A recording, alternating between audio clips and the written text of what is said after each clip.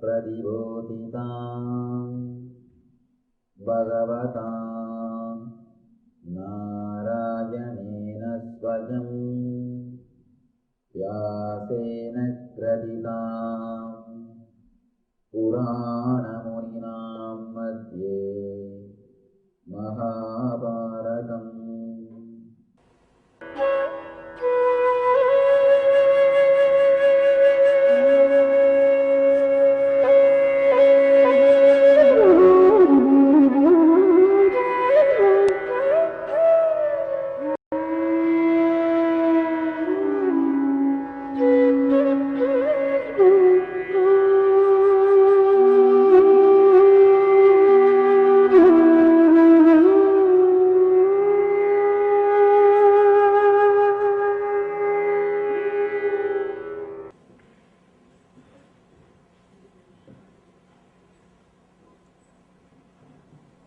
Now let us enter into the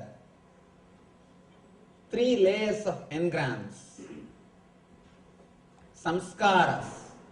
Samskaras related to Sattva, Tamas and Rajas. Before entering into the 3 layers of engrams, I'll give you a small presentation how we are caught and how they work. Then we will enter into the technique.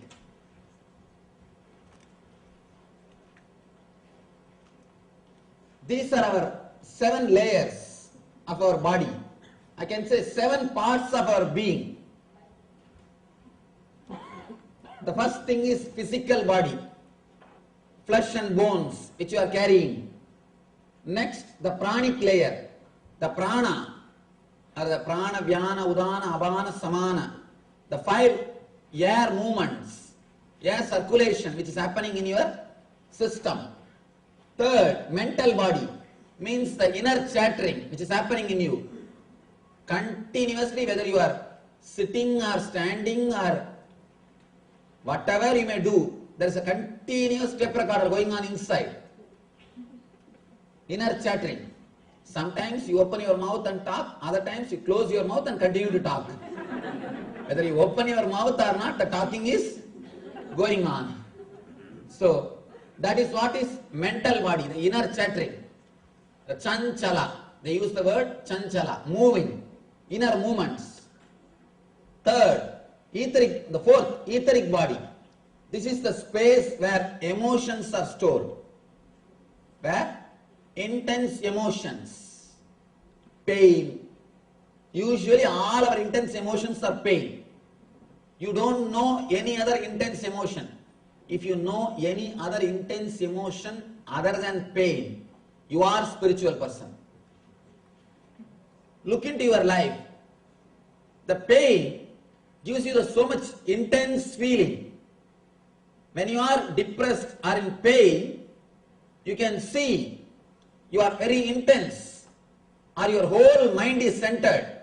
Your mind never moves towards anything.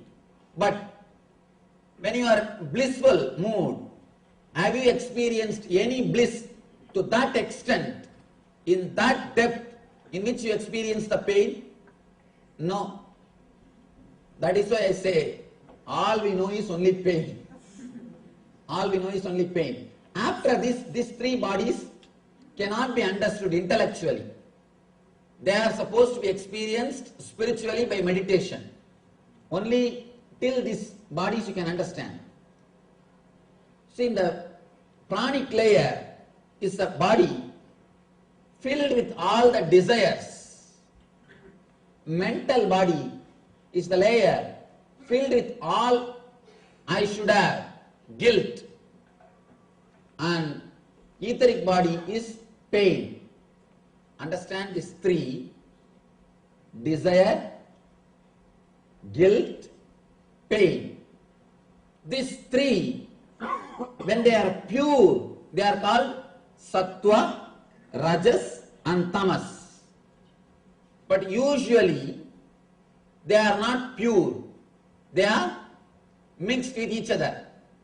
They are mixed with each other. How to purify them? First thing you should know, if you can purify your desires, you will be liberated. Please understand, you cannot live without desires. You have to clear the desires. You have to purify them. Direct them towards the right path, that's all. You cannot live without desires. Without desires, you can't even breathe. Your inhaling or exhaling cannot happen without desires. You cannot live without desires. Desire has to be handled properly. It has to be straightened. That's what you need to work when it comes to sattva.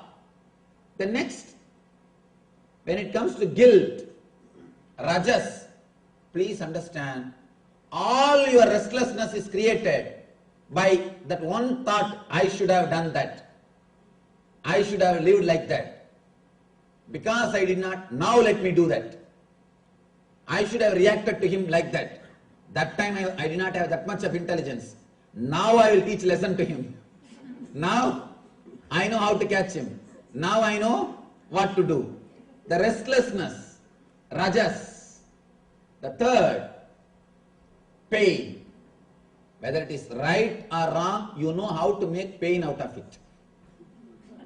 Whatever it is, you know how to make pain out of it. That is tamas.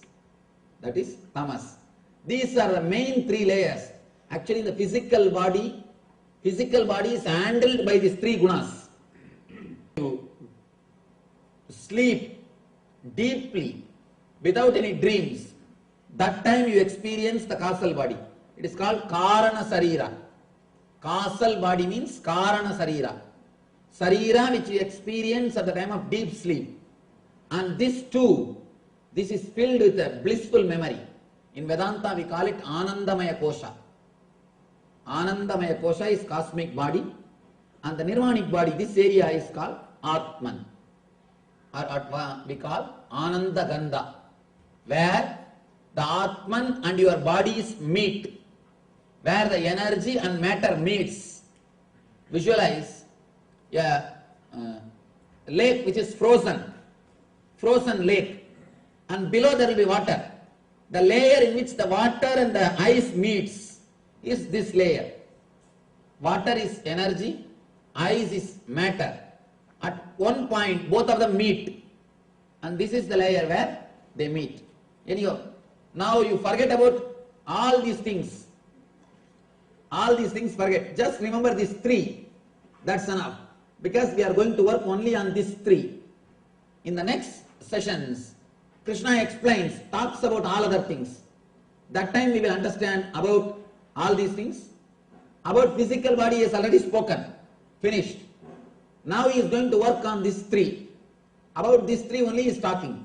Sattva, Rajas, Tamas.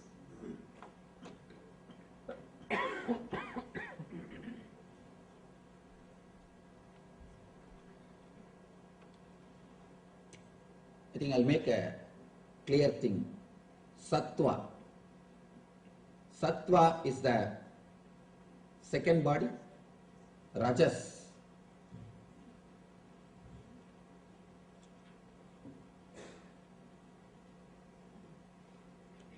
is the third layer.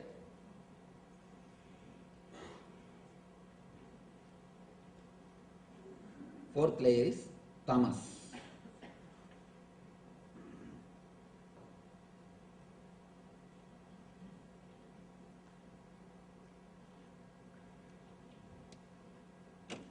Your prana flow, your air flow will change. For example, if you are caught by lust, any intense desire, your inhaling and exhaling will become intense. The prana going in and coming out will become more. With any desire, the prana flow will totally change. And if you are in a very silent mood, peaceful mood, the prana flow will be different. It will be so mild, you will not even know the prana flow is happening.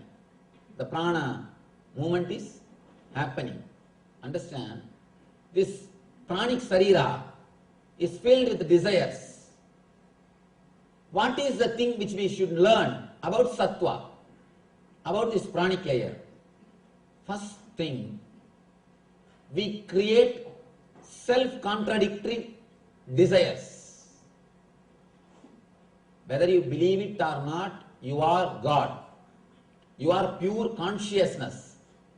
Whatever thoughts you create in your consciousness, that will gain power. Please understand, this is the space called God, Atman, which is there in all of us. Whatever thoughts you create in this space, the more deeper you create, the more power it will get by this consciousness. It's like in front of a projector light. If you keep a slide, that slide will become reality in the screen. You can see that slide as a real figure in the screen. Same way, this is the light, projector light. Any slide you create in this area and keep in the outer world, it will become reality. It will become reality. Because of this light, this projector light, any slide which is kept in front of the projector light will become reality in the screen, in the real life. Here, again and again, you create self-contradicting thoughts. Because of that self-contradicting thoughts only, you suffer with your desire. Whether it is fulfilled or not, suffering is inevitable. If it is fulfilled, the emptiness. If it is not fulfilled, the restlessness.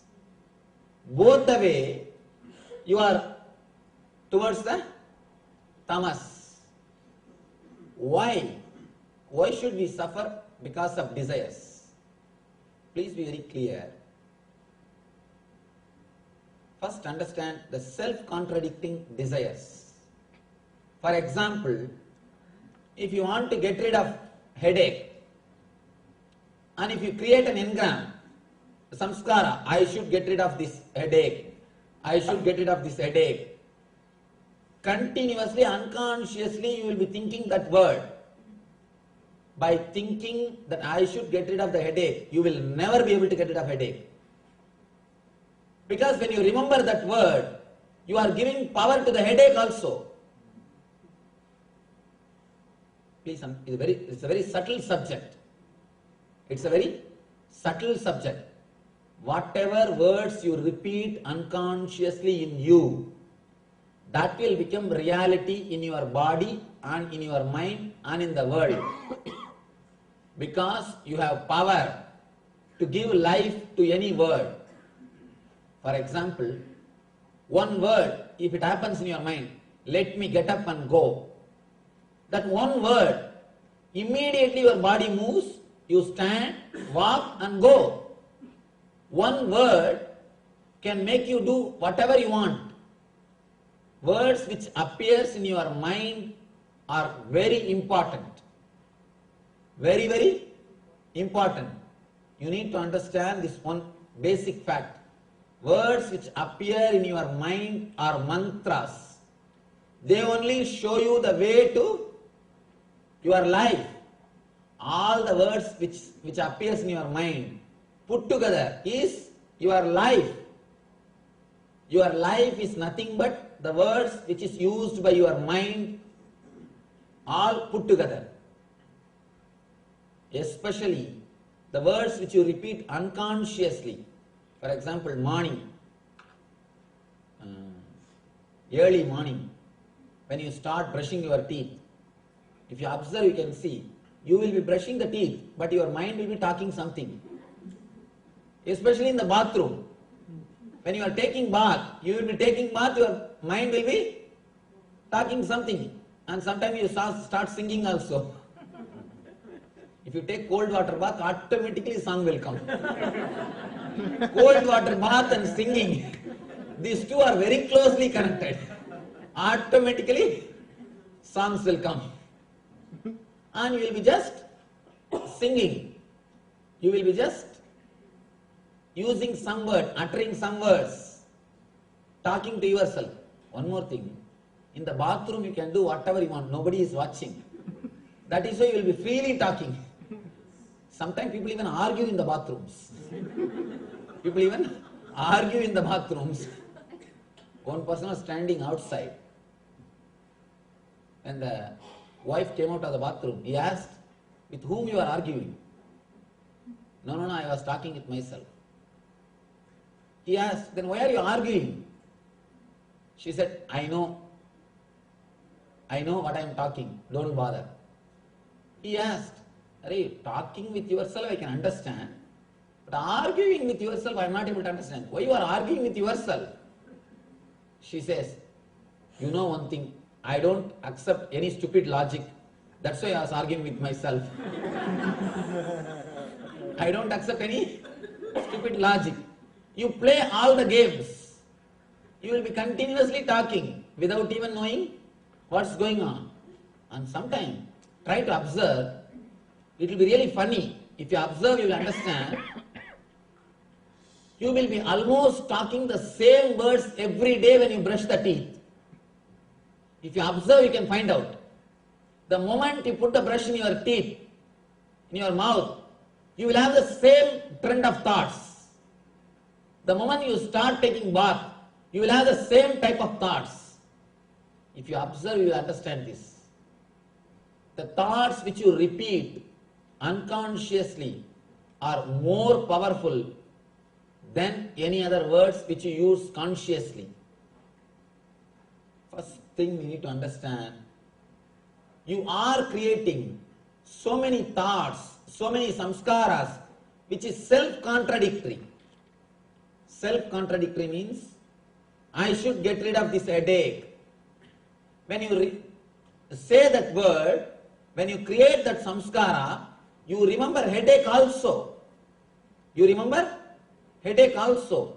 By again and again remembering the headache, you bring back that memory, you bring back that headache into your mind again and again. Then how can you get rid of headache? If you are repeating 100 times, I should get rid of this headache, I should get rid of this headache. Every time you remember the word headache, you bring that memory, that suffering, that whole file back to your mind. How can you get rid of headache? Instead of that, if you create a word, if you create a samskara, I should become healthy, I should become healthy. Again and again, you will be remembering the idea of health in your mind. Understand? Whatever mantra you use, automatically that dhyana will happen. Whatever mantra you use, automatically that dhyana will happen in your unconsciousness. If you use the word headache again and again, you will be meditating on headache again and again. If you use the word health again and again, you will be meditating on health again and again. That is why all the meditations, the dhyana of gods, you will have something called dhyana sloka. Before meditating, you will have the dhyana sloka. For example, Guru means Sagasradala Pangaje Sagala Siddharashmi Prabham Parabhayakaram Vimalagandha Pushpambaram Prasanna Vadanikshanam Sagala Devata Rupinam Smarechirasyam Sagam Tadabhimana Purvam Gurum. This mantra means, let me meditate, let me remember my master who is sitting on the 1,000-petal lotus with Vara and Abhaya, Varabhaya Karambujam, with one hand as Vara, another hand as Abhaya, who is Prasanna Vadanikshanam, shining face, Prasanna, shining presence. You are just verbalizing what you are visualizing. Verbalizing what you are visualizing is dhyana sloka. Dhyana sloka is nothing but verbalizing what you are visualizing. Now, if you again and again verbalize the word headache, headache, headache, what you will visualize? You will visualize your spouse. Who gives you? You will visualize your headache. And I call it intimate enemy. You will visualize the person who gives headache or what you feel when you have headache. You will continuously visualize the headache scene, that mood. Please understand, whatever you visualize again and again will be inscribed, engraved in your memory, in your inner space, in your inner being. Now, if you again and again repeat, especially if you have some disease, please never create a word. Let me get rid of this heart problem. Let me get rid of this diabetes. Let me get rid of this headache. Never use these words. Let me get rid of this blood pressure. Never use these words. Use the word which is straight, not self-contradicting. If you have some pain, use the word, let me become healthy. Always think, let me become healthy. Let me become healthy. Let me become healthy. Never use the word, let me get rid of this back pain. Let me get rid of this headache. Let me get rid of this diabetes. Never use the self-contradicting engrams. Understand, the more you use the self-contradicting engrams, the more you will be engraving that disease into your inner space. The more you engrave, more they get the power. More they get the power. Please do not abuse your inner space, your Ichcha Shakti. The pranic layer is Ichcha Shakti. Ichcha Shakti. Do not waste the Ichcha Shakti by creating self-contradicting thoughts. Self-contradicting engrams are polluting the Sattva layer. Your whole Sattva space is corrupted by self-contradicting thoughts. Your whole peace and inner space is disturbed by the self-contradicting thoughts. After going to the house, take 15 minutes. Please take 15 minutes and do this like a homework. I wanted all of you to do here itself because of no time. At least when you go back to your house, do this like a homework. Sit for 10 minutes with yourself and write down all the thoughts which comes to your mind regularly. All the thoughts which comes to your mind regularly. And see where you are creating self-contradicting engrams and edit them. Clear them. Don't bring self-contradicting engrams into your mind. And now, one important thing, the latest research report, they say any psychiatric disease, once you analyze and clearly put the name, immediately you find millions of people are suffering the disease. As long as you don't give name for that, even if people have that, they don't suffer by the disease. The moment you inform them, for this disease, this is the symptom. If you are having this symptom, this is the name of the disease. Everybody starts thinking, I think I am suffering with the disease. I think I am suffering with that disease. Please understand, it's a dangerous game. It's a dangerous game. Pharmaceutical companies are making millions just by this one idea, creating doubt in you. I think I am also having that problem. I think I am also having that problem. Immediately you start creating an engram. I have that problem. I should get rid of it. I should get rid of this problem. I should get rid of this problem. By the time you repeat this word 10 times, you have the problem. You have the problem. That's one of the important, dangerous thing. Please understand, we are all continuously being exploited, or I can say you are just eaten, swallowed by the people who don't know the truth of mind and consciousness. Please understand, all these problems are just because they do not know something called pure, joyful inner space is possible. And let me be very clear and bold. No medicine or chemical can help your mind. Be very clear. All anti-anxiety medicines, all anti-depression medicines, these all are consolations for you, that's all. First thing, you visualized you have depression. Now you visualize you have taken medicine, that's all. Let me tell you one more important secret. This is a business secret.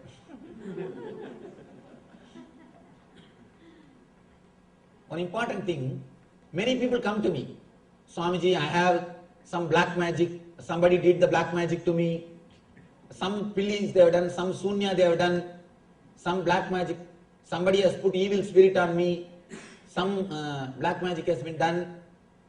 There are so many fellows who just exploit this fear of the people. They just encash on this. The other day, our chief priest was telling me, Swamiji, you should talk about a particular person. He told the name also. I do not want to tell the name. He told me, some of his devotees, some people who is known to him, they went to this person and got exploited. That guy just gave some small Ganapati which is brought from a market and took $5,000. And he was telling me, Swamiji, all these things are happening, you should tell about this. I said, usually I don't mention name, but at least I'll bring the problem to your notice. Please understand, all negativity has got only one power, your faith on it, that's all. All negativity, black magic, or evil spirit, or Satan, or devil, whatever you call it, all of them have got only one power, your faith on it, that's all. Just your faith on it only gives power to it. Because you believe, you connect all the incidents and start the trouble by yourself. You start the struggle. You start troubling yourself. Now, it's very dangerous game. It's very dangerous game. Many people come to me, Swamiji, I have pilli, I have sunya, I have this problem, I have that problem. When I tell them, no, nothing is there, don't worry, there is no problem. Then they think, this Swami is very young, he don't know much. He is very young, he don't know all these things. Let us go to some other rich or old person who will really give me some yantra, who will give me some mantra, and who will do some big puja and remove my negativity, remove my blockages. They think I don't know anything. So now what to do? So when they come, I also tell them, all right, don't worry. I give them some yantra and tell them, you don't have to give money, but just go and keep this under your pillow. You will be healed. You will be cured. And I tell you honestly, nothing is there in that yantra. Nothing is there in that yantra. I am very clear. Nothing is there in that yantra. You see, he created an idea that he is having trouble, negativity. Now by giving that yantra, I am creating an idea on him. He doesn't have negativity, that's all. Using one thorn to remove the other thorn, that's all. Using one thorn to remove the other thorn. Nothing else. There is nothing else.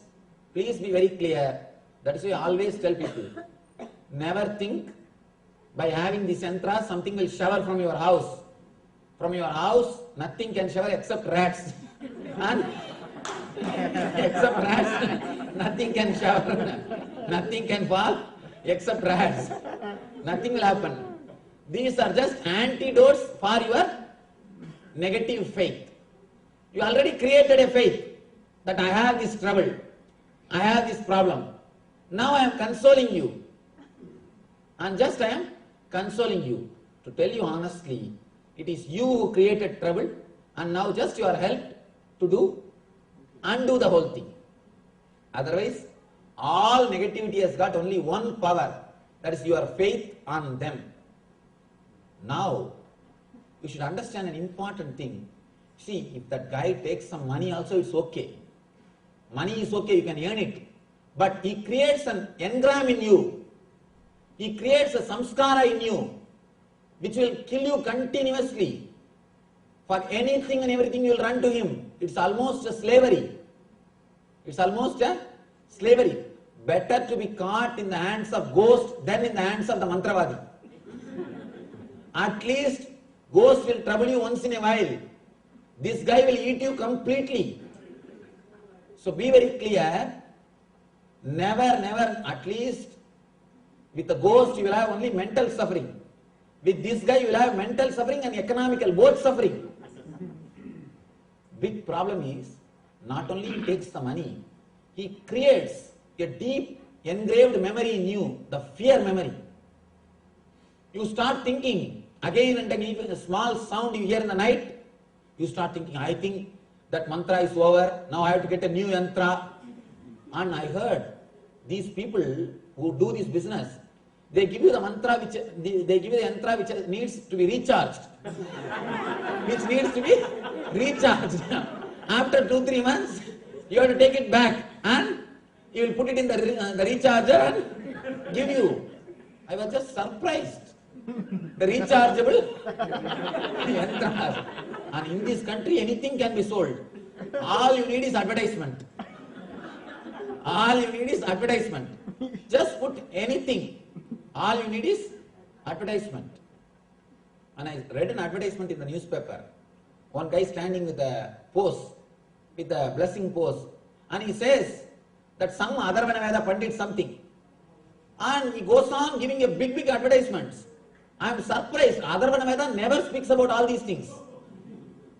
Atharvana Veda is the pure science for to improve your life. It is a pure science to handle your mind blissfully. And no Atharvana Veda teaches you to exploit others. No Atharvana Veda teaches the people to exploit others. And I am just surprised. And let me tell you one important thing.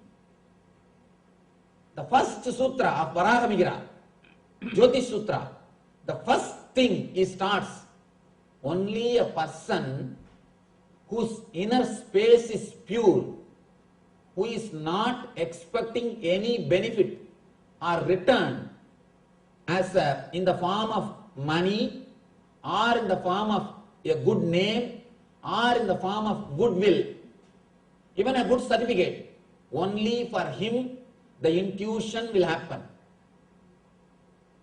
Very clearly they say, intuition will happen only when you are pure. And never go to these people who does this mantra, this maya and this yantra and this type of things. Never go. And understand, all evil have got only one power. What is that power? Your faith on it, that's all. Now, when you create these self-contradicting engrams, you start believing it. You start believing it, especially in this field of psychoanalysis. When they launch some disease, it's like a fashion show. See, in fashion show, every week one dress comes. Something like that, every month one disease comes. Every month, they invest some new disease. And one thing comes out. Please understand, by repeating that idea, by meditating on that symptoms, you start creating that symptoms in you. It's a dangerous game. Don't be caught in that game. It's very dangerous game. First step, you disturb the sattva, pure space of your being, by creating self-contradicting thoughts. Sit in your house and write down all your major thoughts and desires. Analyze them. How a thought is self-contradicting. This is the first step. Next, how two different desires are self-contradicting. You want to have peaceful life also, and you want to have lot of wealth also. With wealth, always the responsibility comes to you. Either decide to take the responsibility and be happy with the responsibility, or decide to relax completely and accept whatever happens. One thought should be strengthened, but when you have both, you have self-contradicting mental setup. In the sattva space, in the sattva energy, when you create self-contradicting engraved memories, automatically you are thrown to rajas. Now let me describe what Krishna has to say about rajas. Rajo ragatmakam viddhi drishna sangas samudbhavam tannibattadi kaundeya karma sangena dehinam. The mode of passion is born of unlimited desires and longings. This is a beautiful sloka. O Kaundeya means son of Kundi. Because of this, the embodied living entity is bound to material fruitive actions. Here he says desires and longings. What is the difference between these two? Desires and longings. Rajo ragatmakam viddhi drishna sangas samudbhavam.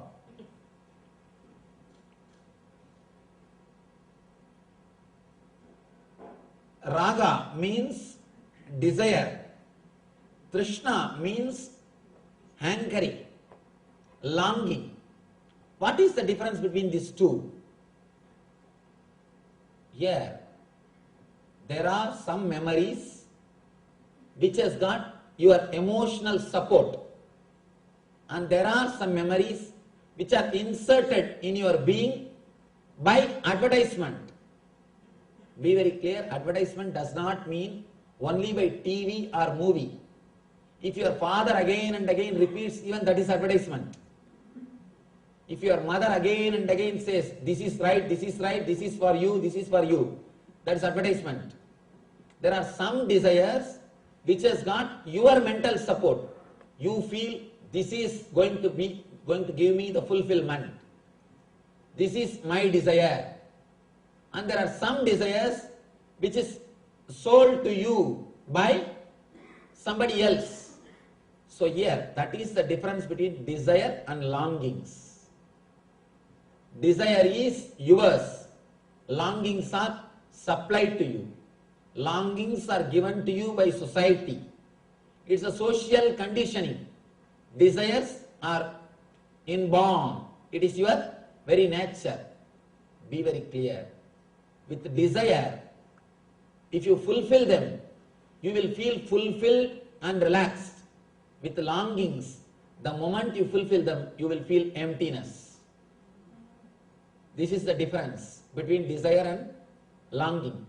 Desire will always give you fulfillment, means your desire. Longing will always give you the emptiness. The other day, one person came and asked me, Swamiji, I wanted to marry. I have my own choice, but my parents are choosing a different girl. What should I do? What decision I should do? How you want me to act?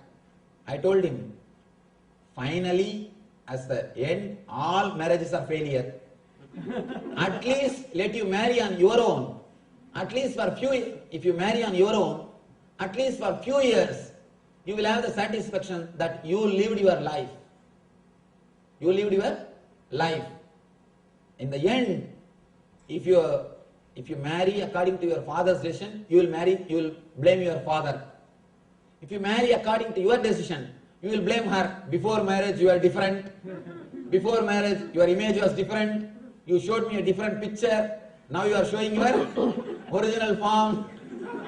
If you marry by the advice of father, you will blame him. If you marry on your own, you will blame the other person. Anyhow, if you marry on your own, at least for a few years you will think that you are living your life. The desire gives you at least little bit of relaxation, fulfillment, but longing gives you only emptiness. Here, Krishna speaks about how the self-contradicting things leads you to rajas. When the desires are self-contradicting with each other, naturally you are confused and you fall into the rajas. You fall into restlessness. Let me explain with this diagram. If you have more engrams here, 10 engram will write, let me sit and listen. I wanted to listen. And 10 engrams will write, no, it is time. Let us go and watch movie. Today is weekend. There will be nice programs. Let us go and watch something else. On the file, these 10 engrams are writing one decision. The other 10 engrams are writing different decision. By the time file reaches the ego, you will have the confusion. What to decide? You will have inner restlessness. The more number of engrams, more time it takes for you to do any decision. You will be suffering in dilemma. Man as such is dilemma. Continuously, if you do this, you always think, I think I should have done that. If you do that, you always think, I think I should have done this. Dilemma. Dilemma is because of too many engrams.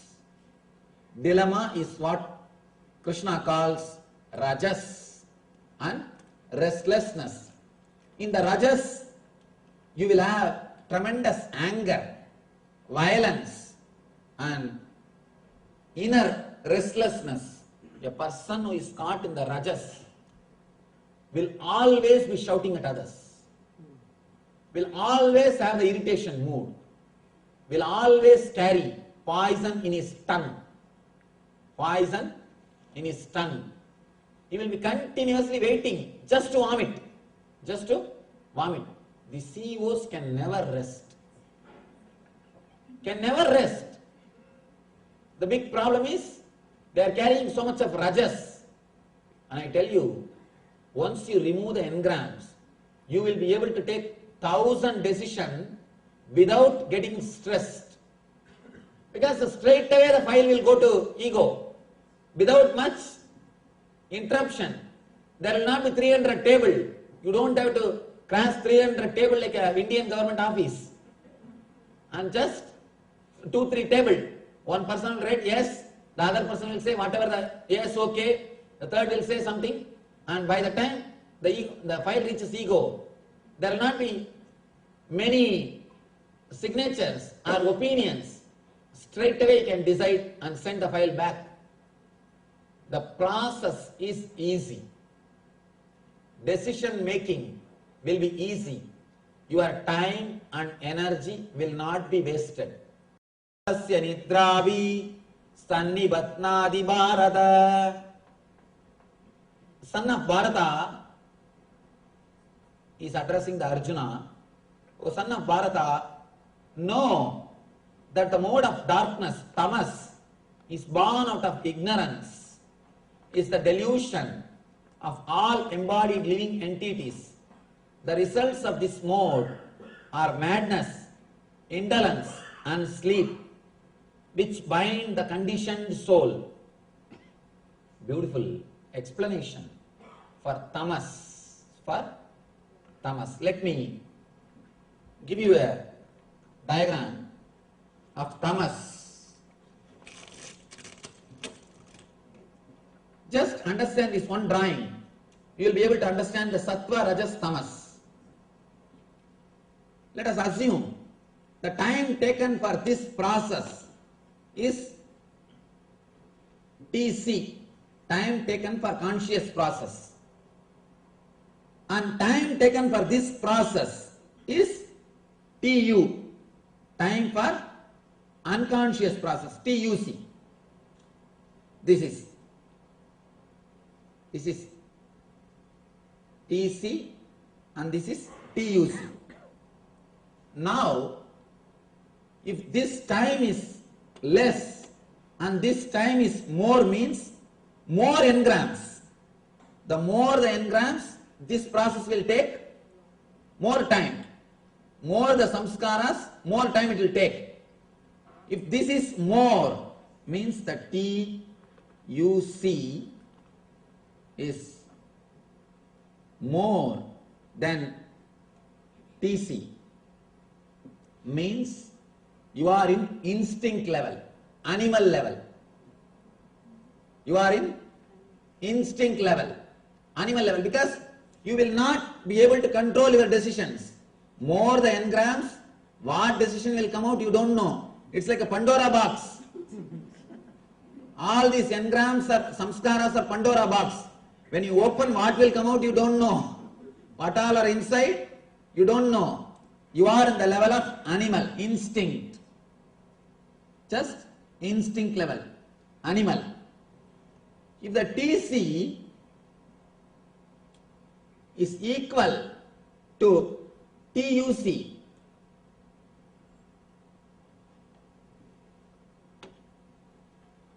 I am trying to bring the whole Gita in equation.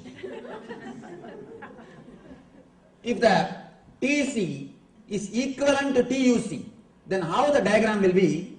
The diagram will be the TC, if the TC and the TUC will be equal, means the same time which is taking for the file to move from here to here will take from here to here, means only 3-4 engrams, not much, only few engrams. There will not be 300 tables like Indian government office. This is just 3-4 tables, like 1 or 2 private offices, like a corporate companies. Then it is called man level, instinct. You are in level of intellect. Man, level of man. Third, there's one important thing. Not only no engrams and straight away decisions are, see, there will be no engram. When there is no engram, we don't need this line. We can just erase this line. When there is no engram, straight away here itself we can put buddhi, and here itself we can put ego, because the file never takes the quantum leap. There is no engram. Straight away the information comes, process happens, results are given. Then it is called, actually, the TUC will be less than TC. The time taken for this process will be more than the time taken for this process. Time taken for this unconscious process will be less than time for this process. In this level, you will be intuitive. You will be intuitive. Level of God. This is man, this is animal, level of instinct. This is man, level of intellect. This is God, level of intuition. Now, this is the level of sattva. This is the level of rajas. This is the level of tamas. In sattva, your mind works in this level. You don't bother about anything. Continuously you are making decisions, but you are not tired. 24 hours you are active, but you are peaceful. Action in inaction. Inaction in action. What Krishna says, you will be at center. So much of work will be going around you, but you will be utterly relaxed. So, this is the level of sattva.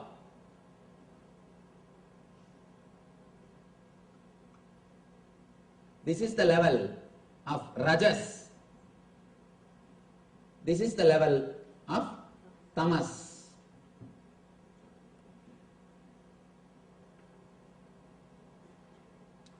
The whole thing is dependent on only one thing, your engraved memories. The number of engraved memories only decide whether you are caught in sattva, or you are caught in rajas, or you are caught in tamas. And all these three are not enlightenment. Enlightenment is beyond these three. Now, if you are caught in tamas, try to go to rajas. If you are caught in rajas, try to go to sattva. If you are caught in sattva, automatically you will go to enlightenment. Automatically it will lead you to enlightenment. How to do that? How to do that? Krishna starts with the next sloka. Tamasta jnanacham viddhi mohanam sarvadehinam pramadalasya nitravi sannibatnadi bharata. Speaks about the tamas. Know that mode of darkness, born of ignorance, is the delusion of all embodied living entities. The results of this mode are madness, indolence and sleep, which bind the conditioned soul. For example, in the sattva level, you create a self-contradicting desire. Because of that, you feel restless in rajas level.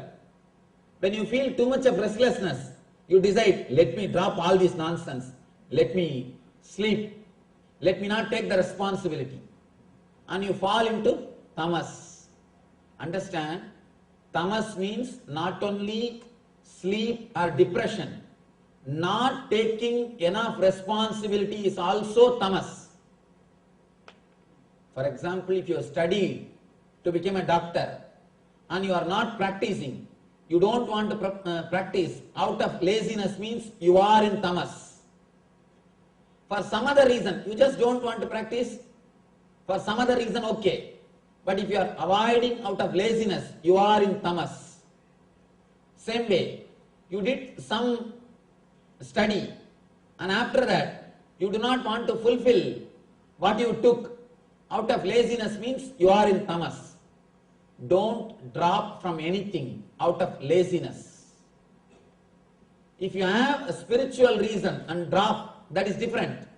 There are some people who drop just to meditate or to go for Tirtha Yatra or to do some spiritual work. That is different. But if you drop for no reason, just out of laziness, you are caught in tamas. Means you don't have enough energy. You are not able to take responsible decision. Why you are not able to take the responsible decision? Too many engrams. Single decision will eat your whole energy. Single decision will take your whole time. You are in trouble. By the time you do one decision, you are tired. You wanted to sleep. That's the reason you try to escape from the life. Escapists are called tamasic people. They are the only tamasic people. Here, Krishna explains about all the three. Rajas tamas cha vibhuya sattvam bhavati bharata. Rajas sattvam tamas chaiva tamas sattvam rajas tata. Sometimes the mode of goodness becomes prominent, defeating the modes of passion and ignorance. O Bharata, sometimes the mode of passion defeats the goodness and ignorance. At other times, ignorance defeats goodness and passion. In this way, there is always competition for supremacy. Please understand, all of you are not completely caught in sattva or tamas in rajas. You swing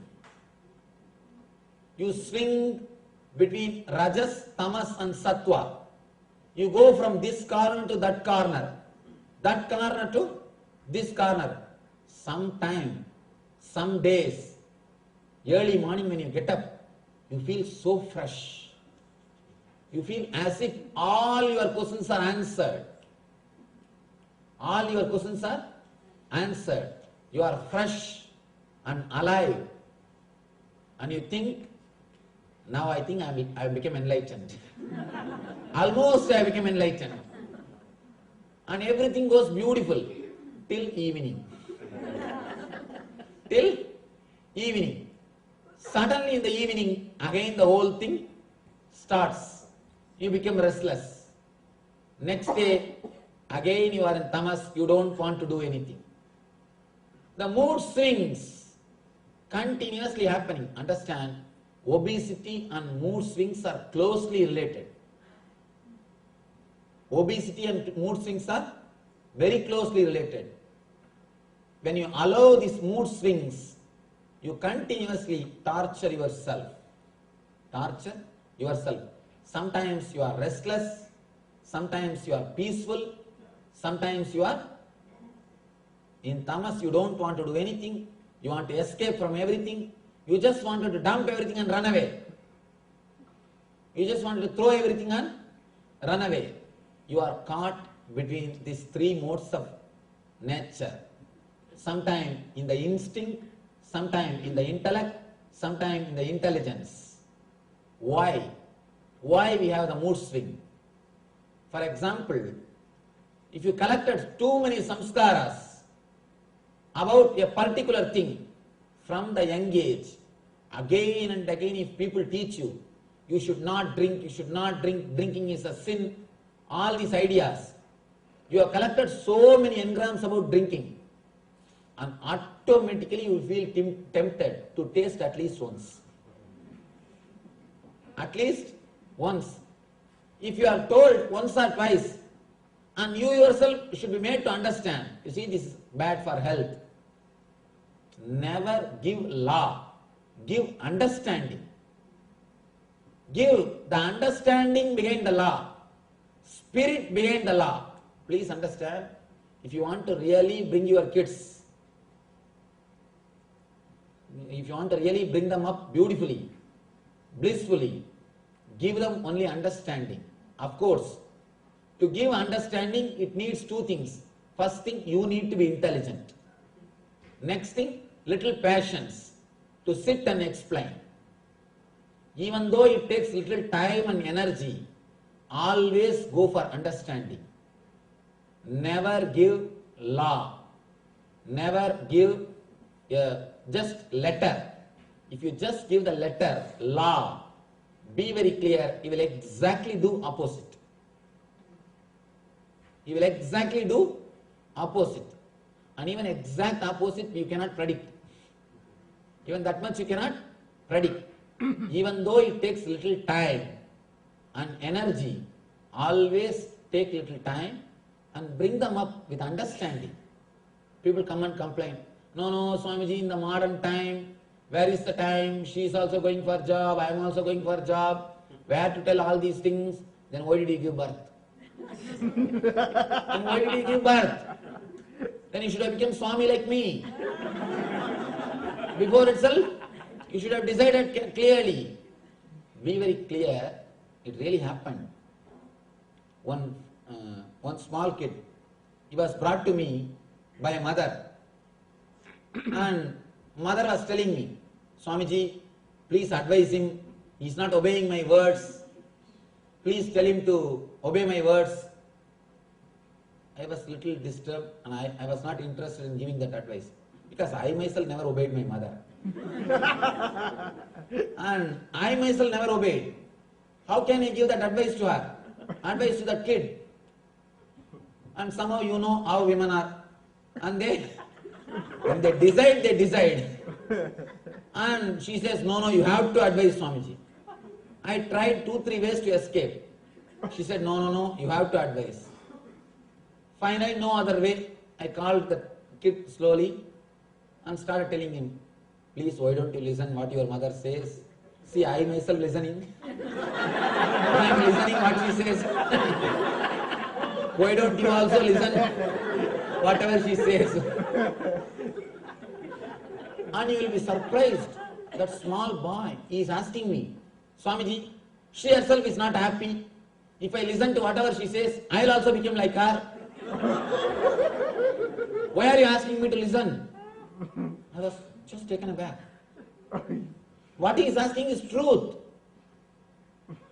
Somehow I convinced him and sent him away, but I am not convinced. I convinced him, but I am not convinced. And what he is asking is truth. When she herself is not happy, how can you follow her words? Now, be very clear. Soon in the near future, kids are going to sue you if you don't bring them up properly. They are going to sue you. Already they started. Some kids who are depressed and who are in the prison, they say we have become like this because they have not our parents have not brought us up properly.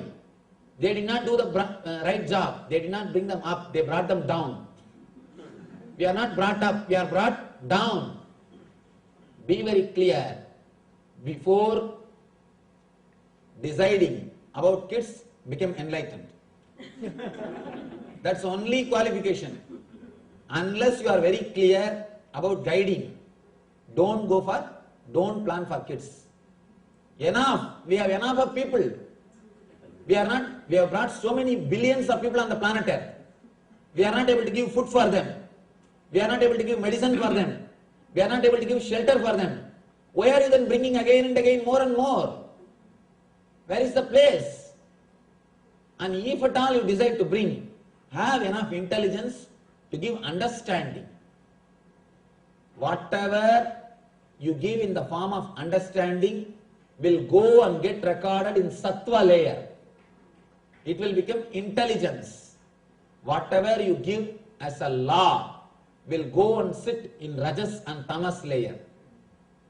Please be very clear. Even if it is good thing, don't give as law. Don't give as law. Even if it is good thing, if you give as law, you will naturally create an aversion. You will naturally create an aversion in them. Always these parents, when they bring their kids, they will force them to touch my feet. I will tell them, never do that. Just because of your greed. These people, they think by touching my feet, they will get some punya. And they try to give that same idea to that kid out of their greed. And by forcing, this kid will start hating me. And when you force, and I have seen some parents, they will take the head and literally push the head at my feet, as if they will get some current. And I tell them, why are you doing this nonsense? Why are you forcing them? And this is more than enough. This namaskar is more than enough. And that also, what is there for kids? They do not know anything else. And why are you forcing them? By forcing them, they naturally make them hate me. And next time when they see this cloth, they will start weeping. They will start thinking, oh, now I have to do that big exercise. And they will start weeping. They will start crying. And never give them law. Please be very clear. You are suffering by the laws given to you by your parents. All the laws given to you by your parents are in this rajas and tamas. They are again and again, they are leading you to restlessness and deep depression. They are creating more and more trouble for you. The second layer of rajas is filled by the guilt.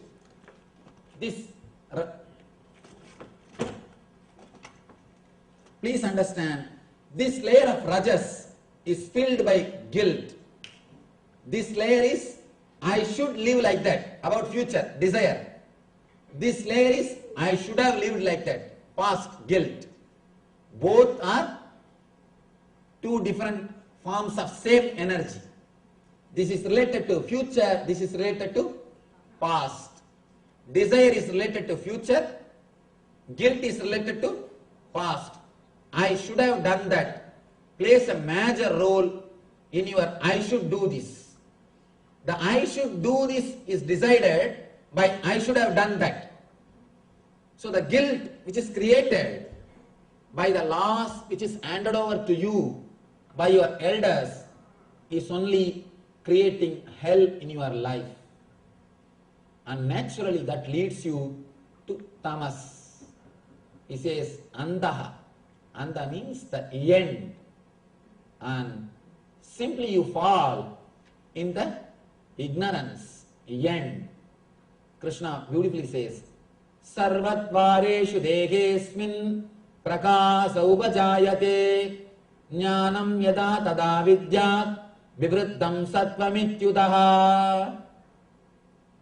The manifestations of mode of goodness can be experienced when all the gates of the body are illuminated by knowledge. This is the technique.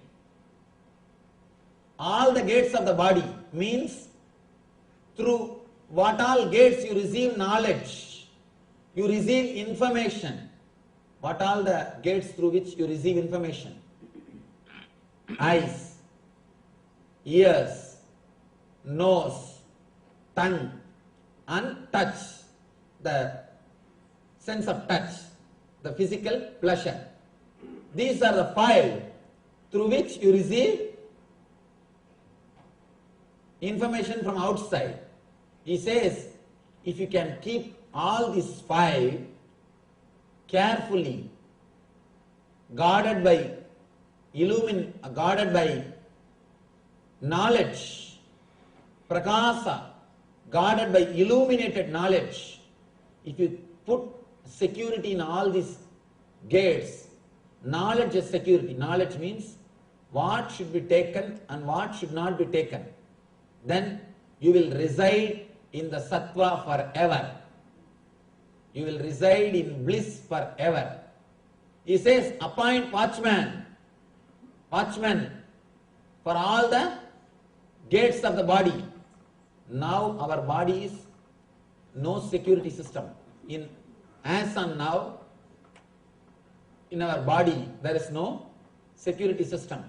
You have so much of security system in your house. If somebody opens, automatically the call will go to 911. You have so much of security system for your house. Everywhere there is a small board. This neighborhood is watched by this detective system, this security system. In this country, so much of security system you have. So much of security system you have for your house, in which you are living hardly 10 to 12 hours per day. Especially in this country, maximum you spend only 12 hours per day in the house. Other 12 hours you spend outside the house. Only 12 hours you are spending average per day in your house. But you have so many security system for that, to protect that. In this house, you are residing 24 hours. But you don't have security system. Ramana Maharshi sings beautifully. Aimbula kalvar agathinil pugumbodhu agathini illayo Arunachala. He sings towards Arunachala when the thieves of five senses entered into the house. Oh Arunachala, you are not there in the house. How did they enter? Aimbula kalvar agathinil pugumbodu agathini illayo Arunachala. He asked the Shiva, when these five sense thieves entered into the house, were you not there? What happened? Why did you let them enter? Here Krishna says, let you have the security, protection of knowledge in the five gates. You will reside in the bliss continuously. It means don't allow the thoughts which will create suffering in your mind through eyes, means avoid TV. At least the things which creates depression. See the programs, whatever creates joy in you, or which makes you laugh, which makes you blissful, but never see anything which makes you cunning, which gives you suffering, which makes you feel violent. One important thing, people immediately ask me, if we don't know what is happening in the society, what will happen? Please be very clear. Naturally, any important emergency news will reach you through somebody. You are not living in an island. First thing. Next thing, by knowing all the criminal activities, seeing the newspaper, what are you going to do? Understand? When you protect your senses with the sattva, naturally you don't allow negative engrams inside. I was talking about this newspaper.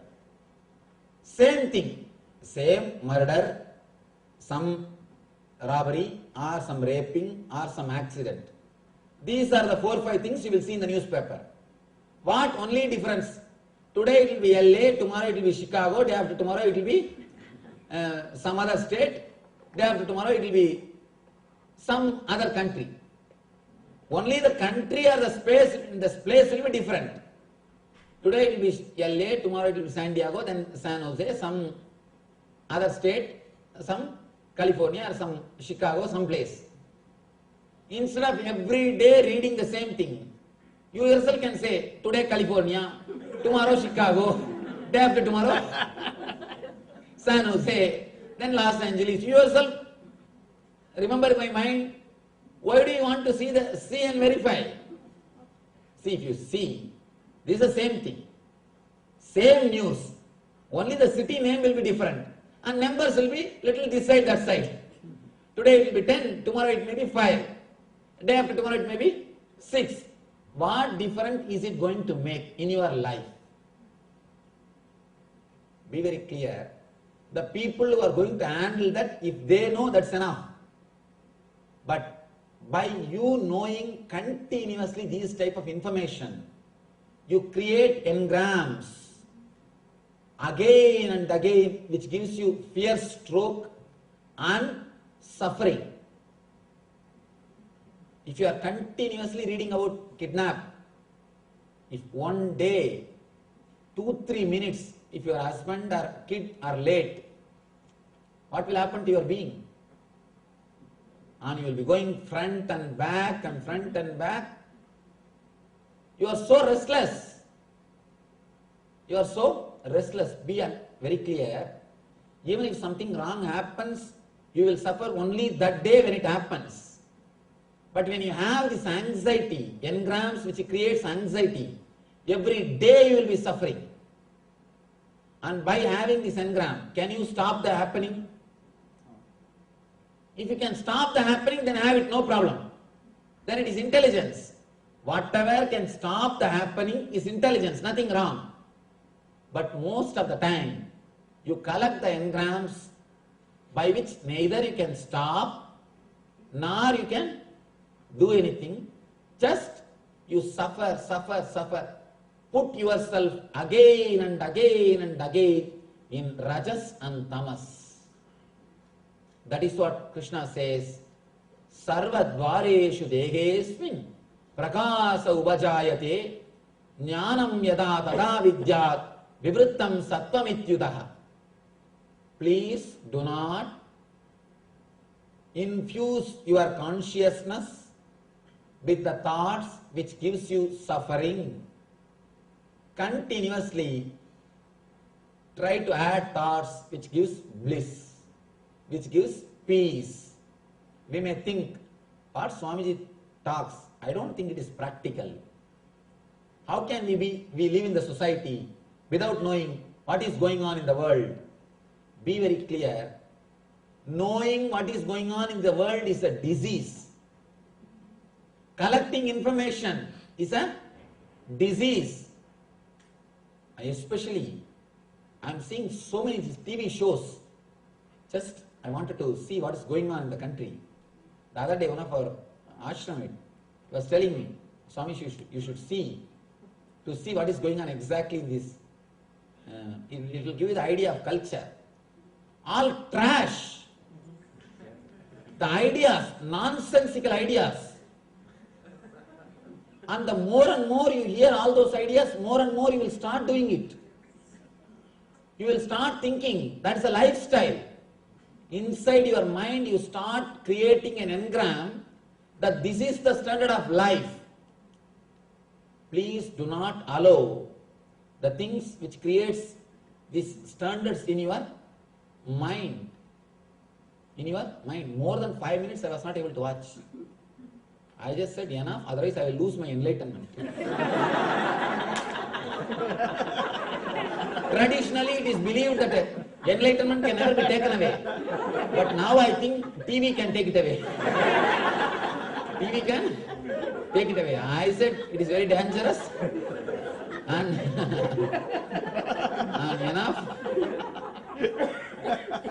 And this, if continuously you listen all these things, you see, what you eat only you belch. What goes inside, based on that data you set standard. You set standard. Please be very clear. Life is much more valuable.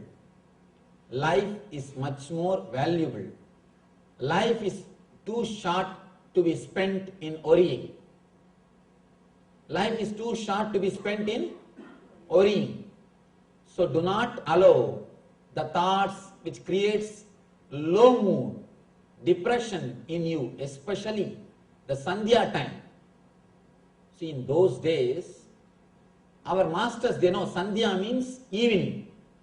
When the day and night meets, that is the time Sandhya. Morning also is called Sandhya. Whenever the day and night meets, it is called Sandhya. One Sandhya will happen in the evening, one Sandhya will happen in the morning. In our masters, they know whatever thoughts you put in the time of Sandhya, it will come out as a tree. Whatever thoughts you put inside your being at the time of Sandhya is like a seeds. It's like a seed. By next day it will become a tree.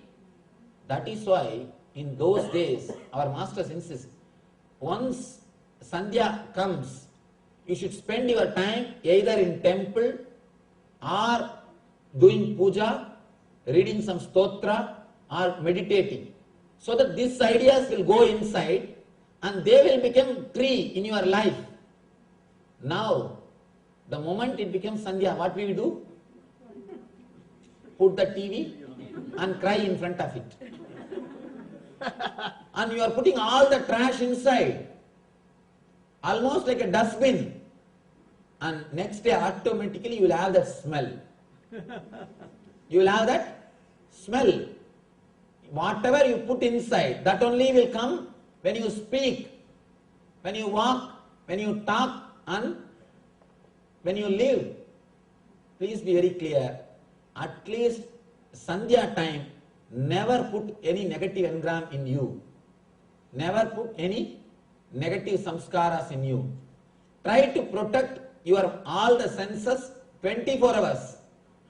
If you can't, at least Sandhya time. Sandhya means when the day and night meets, that 1.5 hours. That 1.5 hours. In India, usually the 6 to 7:30 we say as Sandhya. Here I don't know. Every country it changes. The Sandhya changes. In India, usually we say 6 to 7:30. When the day and night meets, that 1.5 hour is called Sandhya.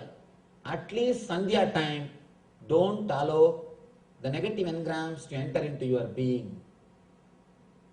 Whatever enters at the Sandhya time into your being will radiate, will continue to exist in your life. In the end of the whole thing, only one advice Krishna gives, only one technique Krishna gives, because this is the only way you can turn, you can start transforming your mind. The cognitive shift will happen. As and now, the cognition is happening, the process of data is happening in your mind based on the negative engrams. If you change the input, if you move your mental setup to the different energy, the cognitive shift will happen. You will start processing the data with positive engrams, with a positive base. Krishna gives only one suggestion, one technique. Sarvadvareshu dehesmin prakasa ubajayate jnanam yada tada vidyat vivrittam sattvamityudaha. Try to protect all your 5 senses from negative ideas, and always infuse positive ideas through all the five senses. Whatever you feed will go and become your being, and you will radiate that energy. Always try to spend Sandhya in a good way. Try to do meditation in your house. If you don't feel like meditating, come to some temple, spend some time in the temple. Do something. Do some stotra. Do some good work. But don't waste your time by putting the negative engrams in you. The more negative engrams you put, more you are working towards your future depression. Understand? More money you put in the bank, more you are going to have bank balance. The more negative engrams you put in your mind, more you are going to have depression. More negative engrams, more depression. That is why our ancient masters, they know where man will collect positive engram, where man will collect negative engram. They tried their best to create so many spaces where man can collect positive engrams, where man can protect himself, where man can save himself. Please understand the Krishna's this one suggestion, and let you save your deha, in which you are living 24 hours with pure sattvic security, pure sattvic watchman.